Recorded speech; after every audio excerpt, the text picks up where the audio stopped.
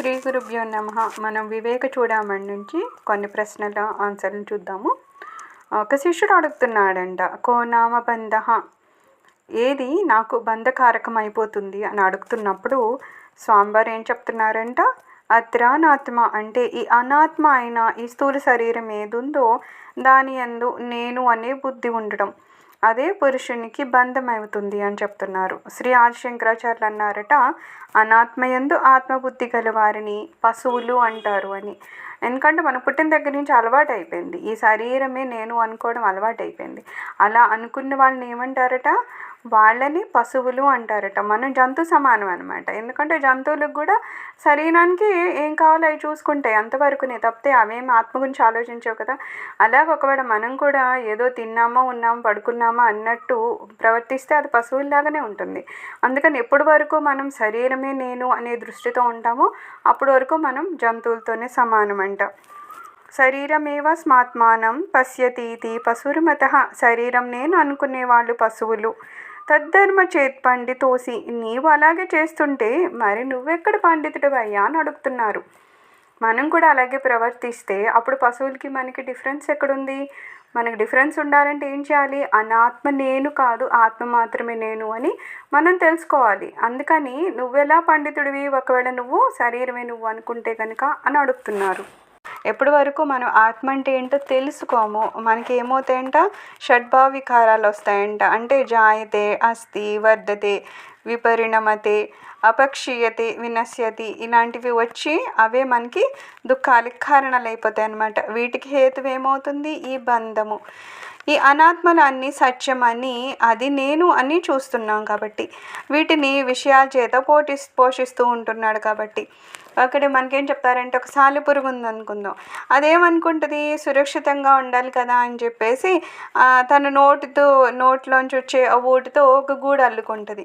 కానీ ఆఖరికి ఏమవుతుంది, ఆ గూడులో చిక్కుకొని చనిపోతుంది. అలాగే మనం కూడా ఏం చేస్తున్నాము, నా సంసారము, నేనేదో సురక్షితంగా ఉంటానని చెప్పేసి బంధాలను పెంచేసుకొని చిక్కుముడిల్లాగా చేసేసుకొని ఆ బంధాల్లోంచి మనం బయటికి రాలేక ఎంతసేపు ఈ అనాత్మకు సంబంధించిన వాటి గురించి ఆలోచిస్తూ, ఇంకా ఆత్మ గురించి ఎక్కడ ఆలోచించడానికి మనకు సమయం ఉండడం లేదు. అందుకని అనాత్మ గురించితోనే ఆ బంధాల్లో ఇరుక్కొని ఆఖరికి చనిపోయి మళ్ళీ జన్మన్ చక్రంలో పడిపోతున్నాం. ఒక సాలెపురుగు ఎలా అయితే దాని గూట్లో అదే చనిపోయిందో, అలాగే మనం కట్టుకున్న ఈ బంధాలనే ఆ ముళ్ళ కంపలో మనం ఉండిపోయి అందులో మనం చనిపోతున్నాం. అయితే ఈ బంధం ఎందుకు వస్తుంది అంటున్నారు, మనకి అజ్ఞానం ఉండడం వల్ల వస్తుంది అంటున్నారు. ఏంటి అజ్ఞానం అంటే, మనం ఏమనుకుంటున్నాము, ఈ శరీరమే సత్యం అని అనుకుంటున్నాం. కానీ శరీరం సత్యం కాదు అని చెప్పడానికి ఇక్కడ రీజన్ ఏంటంటే, ఏదైతే 3 కాలాల్లో ఉంటుందో దాన్నే సత్యం అంటారు. శరీరం 3 కాలాల్లో ఎక్కడుంది? ఇంతకుముందు లేదు, ఇప్పుడు ఏదో కనపడుతుంది, మళ్ళీ రేపు ఉండదు. అందుకని శరీరం ఎక్కడ సత్యమైంది? అది సత్యం కాదు. కానీ మనకి ఏమనిపిస్తుంది, ఇదే సత్యం అని అనుకోవడం వలన దీనికి సంబంధించిన రిలేషన్స్ పెంచుకోవడము, వాటి మీద ఎమోషన్స్ పెంచుకోవడము, ఇంకా అటాచ్మెంట్స్ అవి ఇవి చేసేసుకొని మొత్తానికి ఒక చక్రంలో పడిపోతున్నాం అన్నమాట. ఎందుకు అంటే నిజమేంటో సత్యమేంటో మనం గ్రహించలేకపోతున్నాం కాబట్టి. నిజానికంట మనము నిత్యమైన, శుద్ధమైన, బుద్ధమైన, ముక్తి స్వరూపులమేనంట. కానీ మనకి ఈ జ్ఞానం పొందడం కానీ, ఆ పొందడానికి ఏం చేయాలో ఆ ప్రయత్నాలకు కానీ మనం ఎటువంటి పాటు పడడం లేదనమాట. అవి తెలుసుకోవాలని అనుకోవడం లేదు. అందుకని ఏదో బంధంలో ఇరుక్కుపోయామని అనుకుంటున్నాం అన్నమాట. శరీర పోషణ కొరకే పనులన్నీ నానా తంటాలు పడి శరీరం పోషించడంతోనే సరిపోతూ ఉంటుంది. ఈ రహస్యం గుర్తుకు తెచ్చుకోవాలి. శరీరము పంచభూతాలది, దేని పోషించేది, తినేది, త్రాగేది నన్ను నేను తెలుసుకునే దాని కొరకే. ఈ దృష్టితో చూసి సరైన శిక్షణలో నడిచేవాడు పరబ్రహ్మస్వరూపుడు అయిపోతాడు. ఈ శరీరం దేనికి వచ్చింది అంటే, మనము ఒక లక్ష్యాన్ని సాధించడం కోసం ఇది ఒక వాహనంగా వచ్చింది. కానీ అది తెలియకుండా ఏం చేస్తున్నాం, ఈ శరీరాన్ని ఏదో పోషించడమే మన జీవిత లక్ష్యమేమో అన్నట్టు దీని వెంట పడుతున్నాం. కానీ ఏమంటున్నారు, ఈ శరీరం అనేది కేవలం ఒక వాహనంగా కనుక మనం వాడుకొని మన లక్ష్య సాధన అయిన ఆత్మను తెలుసుకోవడంలో కనుక మనం పూర్ణత ప్రయత్నం చేస్తే ఆఖరికి ఆ గమ్యాన్ని చేరుకుంటాం. అప్పుడు మనల్ని ఏమంటారు, పరబ్రహ్మ స్వరూపం అంటారు, లేకపోతే మనం జ్ఞాని అవుతాం అనమాట. లేకపోతే ఏమవుతాం, ఒక అజ్ఞాని, ఇంకా చెప్పాలంటే ఒక పశువుతో సమానం అయిపోతాం అనమాట. సహజంగా ఏమవుతుందంట, ఏది కానిదో అదే అవునేమో అనే దానిలో పడిపోతారంట. అంటే ఒక ఎగ్జాంపుల్ ఎట్లా తీసుకుంటారు, ఒక తాడు ఉంది, ఆ చీకట్లో ఉంది, అది మనకి తెలియక గబుక్కున అది పాము అనుకుని భయపడతాం. ఎవరైనా లైట్ వేస్తే ఆహా ఇది పాము కాదు తాడే అనుకుని అప్పుడు మనకి సత్యం ఏదో తెలుస్తుంది. దీనికి ఆపోజిట్గా ఏమవుతుంది, అక్కడ నిజంగానే పాము ఉంది కానీ అది తాడేమో అనుకొని తెలియక పట్టుకునేవాడు ఎవరు, అజ్ఞానం అనమాట. అలాగా ఈ సంసారంలో ఏదో బంధాల్లో చిక్కుకుపోయి ఇదేదో నన్ను ఉద్ధరిస్తుంది, ఇలాగ ఇంతమంది మనుషులు ఉండాలి, నా శరీరానికి పోషణ ఉండాలి, శరీరానికి బోళ్ళంత ఆస్తి ఉండాలి, అలంకారం ఉండాలి, ఇవన్నీ అనుకునేవాడు ఏంటి, ఇవన్నీ ఉంటేనే నేను చాలా బాగుంటాను అని అనుకుంటూ అనుకుంటూ అనుకుంటూ చివరి క్షణం వరకు అనుకుంటాడు. అశాంతి పాలవుతాడు. నిజంగా అతను వెళ్ళేటప్పుడు తీసుకెళ్లేది ఏమి ఉండదు. పైగా ఇవన్నీ సంపాదించడం కోసం ఎన్నో తప్పుడు పనులు కూడా చేయడం వల్ల ఇంకా పాపాలు మూట పట్టుకుని ఉంటాడు, అశాంతితో ఉంటాడు. ఫస్ట్ ప్రాబ్లం అశాంతితో ఉంటాడు, దానివల్ల ఏం సాధించడు. దీనికి ఆపోజిట్గా ఎవరైతే ముందే తెలుసుకున్నారో ఈ శరీరము శాశ్వతమైంది కాదు, మనం వెళ్ళేటప్పుడు శరీరానికి సంబంధించిన దేన్ని మనం పట్టుకుని వెళ్ళము అని మనకు ఒక ఆత్మవిచారణ తెలిసిందంటే, ఆత్మ అంటే ఏంటో దాని గురించి ఒక అవగాహన వస్తే మనం ఏం చేస్తాము, ఇదేదో నేను తాడని పట్టుకుంటున్నాను కానీ ఇది పాము అని ఒక జ్ఞానం వస్తుంది అన్నమాట. అలాంటి వాడు ఏమవుతాడు, జ్ఞానం అవుతాడు, ఆనందంలో రమిస్తాడు. ఆఖరి క్షణాల్లో కూడా వాడేదో కోల్పోయాననే బాధ ఉండదు, ఏ బంధాల్లోనూ ఇరుక్కుపోడు, విపరీతమైన ప్రలోభాలకి లోనవడు అనమాట. సో అలాంటి మహాప్రశాంతంగా బ్రతుకుతాడు. ఇక్కడ ఇది డిఫరెన్స్. ఏది అసత్యమో దాన్ని సత్యం అనుకునేవాడేమో అజ్ఞాని, ఏది సత్యమో అది గ్రహించేవాడు మాత్రం జ్ఞాని అనమాట. ఈ డిఫరెన్స్ తెలిస్తేనే మన జీవితాలు ప్రశాంతంగా ఉంటాయి, అశాంతిగా ఉంటుంది అనేది మనకి ఆఖరికి తెలుస్తుంది. ఇక్కడ సత్యమైంది ఏంటంటున్నారు, పరమాత్మ. అసత్యమైంది ఏంటి, ప్రపంచము. అయితే ఎవరైతే ఈ ప్రపంచమే సత్యము అని అనుకుంటారో ఖచ్చితంగా వాడు ఏమవుతాడు, ఆఖరికి నానా బాధలు పడతాడు. ఎందుకంటే ప్రపంచంలో ఏదో సాధించాలని పరుగులు పెడుతూ ఉంటాడు కదా. అదే ఇది అసత్యమైంది, పరమాత్మ మాత్రమే సత్యం అనుకునేవాడు పరమాత్మ కోసం పరుగులు ఎక్కడ పెట్టాలి, మనలోనే ఆత్మరూపంలో ఉన్నారు, ఆయన కోసం ఏదేదో ఎక్కడెక్కడికో చేయాల్సిన అవసరం ఏమి లేదు. స్థిమితంగా కూర్చొని మనలో ఉన్న మన ఆ ఆత్మలోనే మనం రమిస్తే మాదానందం మనకు దొరుకుతుంది. అది కూడా సత్యమైంది. ఇప్పుడు ఈ శరీరం అనేది ఉన్నా లేకపోయినా సరే ఆ ఆత్మ మాత్రం అందులో రమిస్తూ ఉంటుంది. కాబట్టి అతను జ్ఞానిగా నిలబడతాడు, శాంతిపూర్వకంగా నిలబడతాడు. ఈ అజ్ఞానికి ఇంకో ప్రాబ్లం ఉంటుంది ఏంటి, అమ్మో ఎప్పటికన్నా ఈ శరీరం నశించిపోతుందేమో, లేకపోతే ఈ శరీరానికి సంబంధించినవి ఏవో సంపాదించుకుని ఉన్నాడు అవి ఎక్కడ పోతాయోనని. అంటే ఎప్పుడు చూసినా ఏదో గందరగోళం, ఏదో బాధ, ఏదో విచారం, అశాంతి ఇందులో పడి ఉంటాడనమాట. కానీ ఎవరైతే ఈ ప్రపంచం జోలికి పోకుండా దానికి ఎక్కువ ప్రాముఖ్యత ఇవ్వకుండా కేవలం ఆత్మకి ప్రాముఖ్యత ఇచ్చుకుంటూ ఉంటాడో అతడు మహదానంద స్థితిలో ఎప్పుడూ రమిస్తూ ఉంటారనమాట. మరి ఎలా అండి మనము శాంతియుతంగా ఉండాలి, లేకపోతే ప్రశాంతమైన జీవితాన్ని పొందాలి అనుకుంటే ఏమంటున్నారు, గురు ఉపదేశాన్ని పొందాలంటున్నారు. అప్పుడు గురువుగారు మనకి సత్యమేదో అసత్యమేదో మనకి చెప్తారు. అలాగా మన జీవిత లక్ష్యం ఏదో ఆ గమ్యాన్ని ఎలా చేరాలో చెప్తారు. ఆ రకంగా మనము ఆ లక్ష్యాన్ని సాధిస్తాం అన్నమాట. సాధించినప్పుడు విదేహముక్తి అయిపోతాం. మనకి శరీరం అయిపోయాక ఎక్కడికో స్వర్గానికో లేకపోతే మోక్షానికో వెళ్తాం అనుకోవాల్సిన అవసరం లేదు. ఈ శరీరం ఉండగానే మనం మోక్షస్థితికి వెళ్ళిపోతాం, ఆత్మస్థితికి వెళ్ళిపోతాం. ఎందుకంటే ఇక్కడ ఉండి ఈ శరీరంతో కనెక్ట్ చేసినప్పుడే కదా ఏదన్నా బాధ. ఈ శరీరాన్ని ఎవరో పొగిడారు, అమ్మో పొగడేశారు అని మహదానంద పడిపోవడం, ఈ శరీరాన్ని ఎవరో తిట్టారు, అవి బాబాయ్ తిట్టేశారు అని మహా బాధపడిపోవడం, ఇవన్నీ ఎందుకు జరుగుతుంది, శరీరం నేనని తనించినప్పుడు. అదే నేను జ్ఞానాన్ని సంపాదించి ఉన్నాను అనుకుందాం, శరీరం నేను కాదు అనే ఒక అవగాహన నాకు ఉన్నప్పుడు ఏమవుతుంది, ఈ శరీరాన్ని ఎవరైనా పొగిడినా సరే మహదానంద పడిపోయేది లేదు, ఎవరైనా అవహేళన చేసినా సరే దాని గురించి మహా చింతించేది లేదు. అందుకని ఏమవుతాం, ఎప్పుడు కూడా ఒక సమస్థితిలోనే ఉంటాం అనమాట, ఆత్మస్థితిలో ఉంటాం, మహదానంద స్థితిలో ఉంటాం. దానికి ఏమంటున్నారు, ఒక గురువు పాదాలను పట్టుకొని ఆయన ఉపదేశాన్ని మనం ఫాలో అవుతుంటే ఆ స్థితిలో మనం ఉంటామని చెప్తున్నారు. అయితే శిష్యుడు అడుగుతున్నాడంట, ఈ బంధం అనేవి ఎలా వచ్చాయి అని చెప్పి.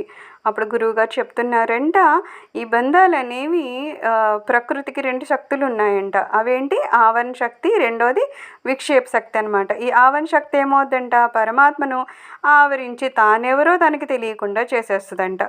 ఇది వేద ప్రమాణం. వేదాలు మనకి ఈ ఒక ప్రమాణం అనమాట. ఎలా అయితే సూర్యుడిని రాహు పట్టేస్తే సూర్యుడు కనబడకుండా చేసేస్తుంది కదా గ్రహణం టైంలో, అలాగా మనల్నంట అజ్ఞానము ఒక ఆవరణ శక్తిలాగా కప్పేసి అసలు పరమాత్మ అంటే ఎవరో, ఆత్మ అంటే ఎవరో తెలియకుండా చేస్తుందన్నమాట. అందుకని మనలోనే ఉన్న ఆత్మను మనం ఎందుకు తెలుసుకోలేకపోతున్నామంటే ఈ ఆవరణ శక్తి అనేది మనల్ని కప్పేస్తుంది అజ్ఞానంతో. పరమాత్మ అఖండము, నిత్యము, అద్వయుడు. అఖండం అంటే 3 విధాల ఖండం కానివాడు. పరమాత్మ ఏంటట, దేశంతో కానీ, కాలంతో కానీ, వస్తువు చేత కానీ మనం ఖండించగలమా? లేదు. ఆయన సర్వాంతర్యామి. ఈ దేశంలో ఉంటారు, లేకపోతే ఈ కాలంలో ఉంటారు, లేకపోతే ఇంతే ఉంటారు, అట్లా ఏమైనా చెప్పడానికి ఉంటుందా? ఆయన అలా ఏముండదు, అఖండంగా ఉంటారు. అందుకని స్వామివారు ఆయన అఖండులు అని చెప్తున్నారు. అలాగే త్రికాల బాంధత్వము నిత్యమైంది, 3 కాలాల్లో ఉంటారు. అద్వయము, ఏకం సత్, ఇంకా ఆత్మ అనంత వైభవము. ఈయన 3 కాలాల్లోనూ ఉంటారు. ఈ కాలంలో ఉన్నారు. మన అసత్యమైనది ఏమవుతుంది, కొంతకాలమే ఉంటుంది కదా, మధ్యలో ఉంటుంది. ఇంత ముందు లేదు, తర్వాత లేదు, మధ్యలో ఉండేదాన్ని అసత్యమైంది. కానీ పరమాత్మ సత్యమైన వాడు. అంటే 3 కాలాలు, ఇంత ముందు ఉన్నారు, ఇప్పుడు ఉన్నారు, తర్వాత ఉన్నారు, ఎప్పుడూ ఉంటారు. అందుకని ఆయన త్రికాల బాంధత్వం ఉన్నవారు. అలాగే అద్వయము, ఏకం సత్, ఆయన 2 కాదు, అంతా ఒకటే. మొత్తము మన విశ్వమంతా కూడా ఆత్మరూపంలో పరమాత్మే వ్యాపించున్నారు కదా. అందుకని ఒక్కరే, అందులో 2గా ఉండేది ఏమీ లేదు. భగవంతుని వైభవం మనం ఏమైనా చెప్పగలమా? చెప్పడానికి ఏమీ లేదు. ఆయన వైభవం ఆయనకే తెలియాలి. మనము చాలా తక్కువగా ఆయన గురించి మాట్లాడగలం. కనీసం ఆయన వర్ణించడానికి కూడా మనం సరిపోమన్నమాట. అంత గొప్పవారైనా సరే అలాంటి పరమాత్మని మనం తెలుసుకోలేకుండా చేస్తుంది ఏంటి, మనకున్న ఆవరణ శక్తి అనమాట. ఇది అజ్ఞానంతో కప్పేస్తుంది అనమాట. నేనే సత్యచిత ఆనంద స్వరూపం. ఎందుకంటే ఆ పరబ్రహ్మ యొక్క అంశ నేనే. కానీ ఇది తెలియకుండా ఎందుకు అవుతుంది అంటే ఈ ఆవరణ శక్తి మనల్ని కప్పడం వలన. అందుకని ఏమంటున్నారు, మన స్వరూపం ఏంటో మనకు తెలియాలంటే ఫస్ట్ ఈ ఆవరణ శక్తిని మనం తొలగించుకునే ప్రయత్నం చేయాలట. ఏదో పరమాత్మని ఏమీ అజ్ఞానము లేకపోతే ఈ మాయ ఆవరించదు. అది ఎవరిని ఆవరిస్తుంది? మనల్ని ఆవరిస్తుంది అజ్ఞాన రూపంలో. మనకు కదా ఆ అజ్ఞానం ఉంటుంది. మన బుద్ధిని చెడు మార్గంలోకి లేకపోతే అజ్ఞానమైన మార్గంలోకి అది మారుస్తుంది. కాబట్టి మన బుద్ధి ఎలా ప్రవర్తిస్తుందంటే అజ్ఞానంతో ప్రవర్తిస్తుంది. కాబట్టి మనం దేవుని తెలుసుకోలేని స్థితిలో ఉన్నాం. సో బుద్ధిని అజ్ఞానంతో అలా మారుస్తుంది. కాబట్టి ముందేమంటున్నారు, మన బుద్ధిని మనం సక్రమైన మార్గంలో పెట్టుకోవాలట. ఎప్పుడైతే మనం సద్బుద్ధిని కలిగి ఉంటామో అప్పుడు పరమాత్మని మనం తెలుసుకోగలుగుతామంట. బుద్ధిలో రకాలు ఉంటాయి కదా, సద్బుద్ధి, దుర్బుద్ధి అని రకాల బుద్ధులు ఉంటాయి. అలా దుర్బుద్ధి ఏమన్నా ఉంటే అవన్నీ నెమ్మదిగా మనలో ఉన్న అవన్నీ దోషాలని కనుక తొలగించుకుంటే ఆఖరికి సద్బుద్ధి ఏర్పడుతుంది. ఆ సద్బుద్ధి వలన మాత్రమే మనము భగవంతుని తెలుసుకోగలమంటే ఇక్కడ ఒక పాయింట్ బాగా పట్టుకోవాలి. అజ్ఞాని ఏమనుకుంటాడంటే ఏదో గుళ్ళు గోపురాలకు వెళ్ళిపోయి రకరకాల పూజలు చేసేసి దేవుడు ఇచ్చాడు కాబట్టి 1000, 1,00,000, 1,00,00,000 ఎక్కడ వేసేస్తే ఏదో దేవుడి దైవ దొరికేస్తుందని అనుకుంటారు. కానీ ఇక్కడ చెప్పేది అది కాదు. నువ్వు ఎంత డబ్బులు ఇచ్చావో దాంతో భగవంతుని నువ్వు తెలుసుకోలేవు. నువ్వు తెలుసుకునేది ఎప్పుడంటే నీ బుద్ధి ఎప్పుడైతే సక్రమంగా ఉంటుందో, నువ్వు ఎంతసేపు సద్బుద్ధితో మెలుగుతావో అప్పుడు మాత్రమే భగవంతుని నువ్వు తెలుసుకోగలుగుతావు. అక్కడ నువ్వు డబ్బులు ఇచ్చావంటే ఇవ్వచ్చు, ఏవో కొన్ని పనులు జరిగితే జరగచ్చు, కానీ నిజంగా నువ్వు భగవంతుని పొందుతావా అంటే దుర్బుద్ధితో చేసే ఏ పని వలన కూడా భగవంతుడు మనకి దొరకడనమాట. ఒక్కసారిగా బుద్ధి మారిపోదు.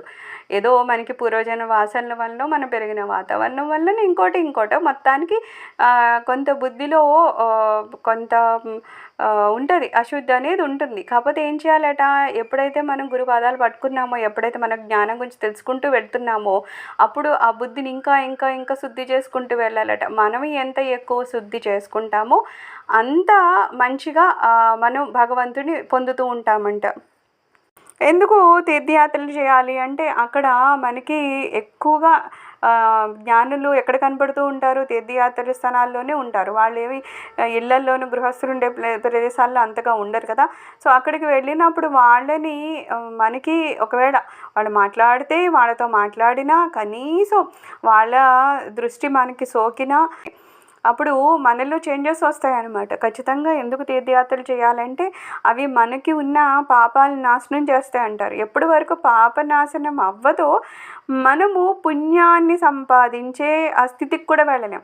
అవును, ఎప్పుడైతే ఈ పాపం కొంచెం తగ్గుతాదో, లేకపోతే మనకి పూర్వజన్మ వాసనలు తగ్గుతాయో అప్పుడు మనకి పుణ్యం వస్తూ ఉంటుంది. అది మన బుద్ధిని సద్బుద్ధిగా మారుస్తుంది.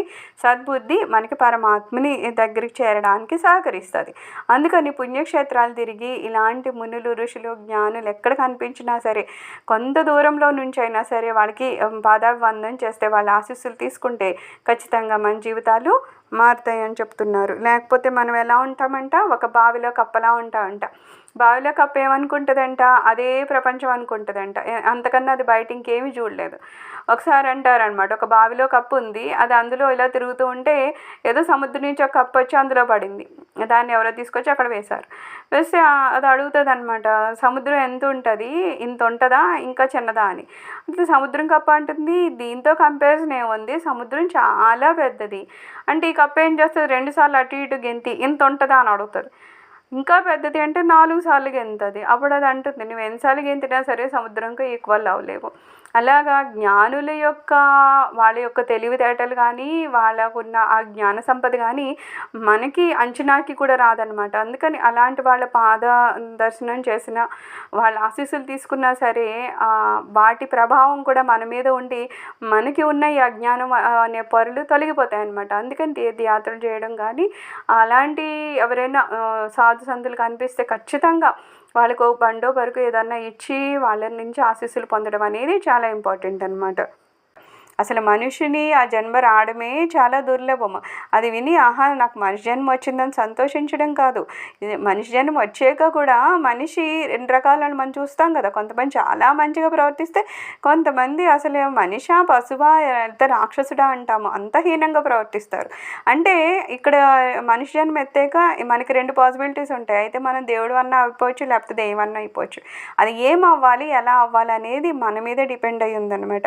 సో ఏమంటున్నారు, ఏం చేయాలి, ఏం చేయకూడదు అనేది మనం ఆలోచించి ఏ వ్యవహారాలు చేస్తే మనం పూర్తిగా జ్ఞానాన్ని సంపాదించగలము, గమ్యమైన మోక్షాన్ని సంపాదించగలము, అవన్నీ చేయాలట.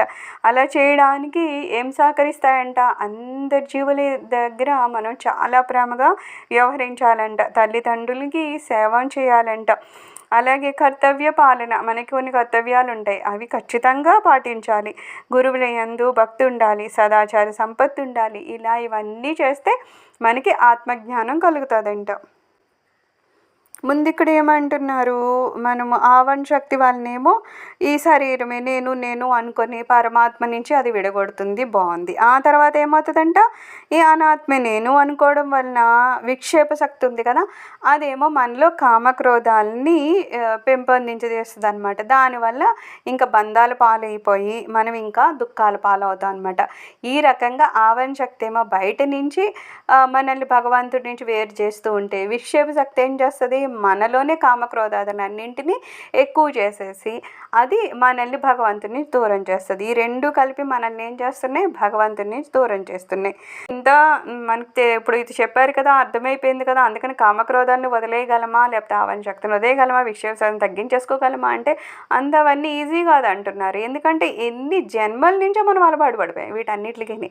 ఈ శరీరమేనేది అనుకోవడము, భగవంతుడి గురించి తెలుసుకోకపోవడము, ఆత్మ అంటే ఏంటో అర్థం కాకపోవడం, ఇవన్నీ ఉండడం వల్ల ఏమంటున్నారు, ఏదో సడన్గా ఇప్పుడు ట్రై చేసేసి నేను ఇవన్నీ సాధించేస్తాను అనుకుంటే అదంత ఈజీ కాదంటున్నారు. మరి ఎలా అండి, మనకి ఈజీ కాదు కదా, అందుకని వదిలేద్దామంటే వదలద్దు. ఏం చేయమంటున్నారు, గురు పాదాలను పట్టుకొని ఆ పరమాత్మ యందు భక్తిని కలిగి అలాగే సంపూర్ణ నిష్ఠతో శ్రవణాదులు చేస్తూ ఉండాలి. బాగా మనము సన్మార్గంలో నడవడానికి బాగా మనకు పనికొచ్చేది ఏంటంటే శ్రవణాదులు వినడం అన్నమాట. ఎప్పుడు మంచి మాటలు వింటూ ఉండాలి. అందుకని సత్సంగంలో ఉండాలంటున్నారు. సత్సంగంలో ఉన్నప్పుడు ఎప్పుడు ఆ మాటలు, భగవంతుని మాటలు, భగవంతుని నామస్మరణ అవి విని విని విని విని ఏమవుతుంది, ఆ మనసులో ఉన్న ఈ ఎన్నో జన్మల నుంచి ఉన్న ఆ వాసనలు తగ్గిపోతూ ఉంటాయి అన్నమాట.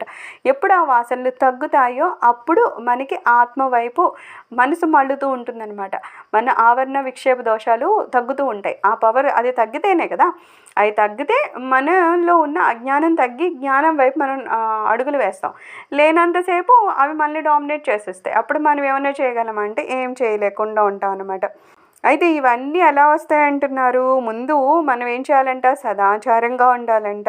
ఎప్పుడు నిజం మాట్లాడుతూ సత్యంని మాట్లాడుతూ ఉండాలి. ధర్మంగా ఉండాలి. నీతి న్యాయంగా ఉండాలి. పెద్దల యందు ఎప్పుడు భక్తితో ఉండాలి.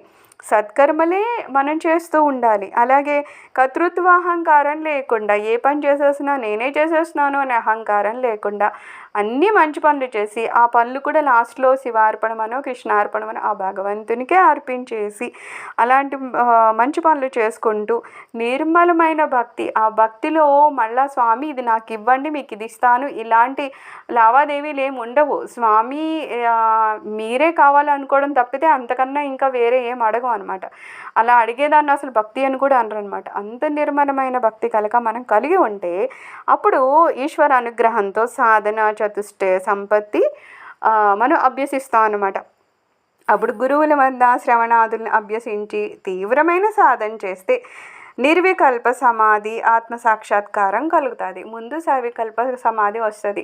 ఏదో కాసింతసేపు మనం ధ్యానంలోకి ఉండగలుగుతాం, బయటకు వచ్చేస్తాం, సమాధి వెళ్ళామా లేదా అన్నట్టు వస్తుంది.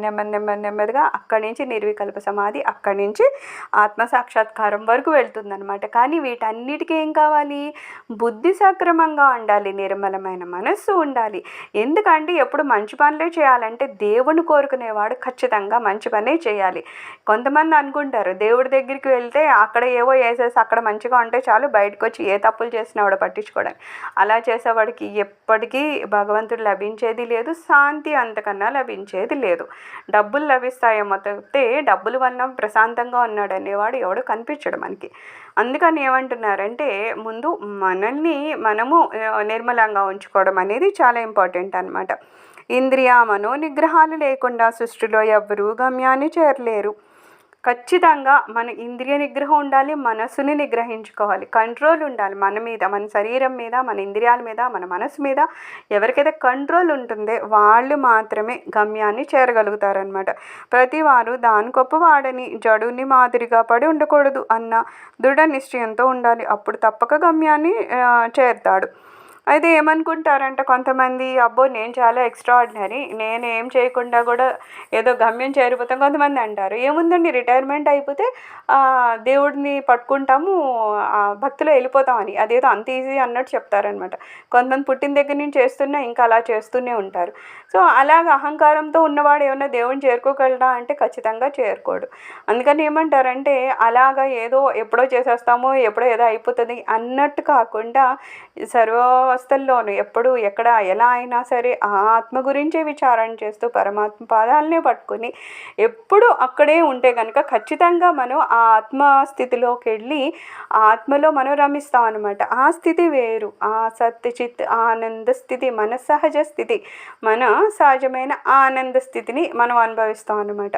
సర్వం శ్రీ గురు చరణారవిందార్పణమస్తు. లోకా సమస్త సుఖినో భవంతు.